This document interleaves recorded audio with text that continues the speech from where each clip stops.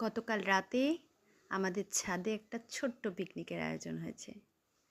Picnic আগে থেকে যে হবে এটা কিন্তু কোনো ঠিক ছিল না। হঠাৎ করেই আয়োজনটা হয়েছে। তা আয়োজন ছোট হলেও খুব আনন্দের হয়েছে। সবাই মিলে অনেক আনন্দ করা হলো। দেখো বাচ্চারা গান শুনে কত নাচছে, আমার মেয়ে দেখো কত গল্প করছে। মানে বান্ধবী পেয়েছে বলে কথা, গল্প না করে আর ও থাকতে পারে? এমনিই বেচারি গল্প করার জন্য মানুষ খুঁজে পায় না। সবাই মিলে একসাথে খুব ভালো কাটলো আজকের সন্ধেটা।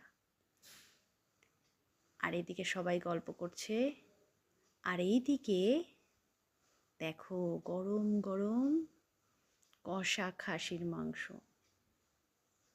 দারুণ, একদম দারুণ ব্যাপার, একদম জমে ক্ষীর।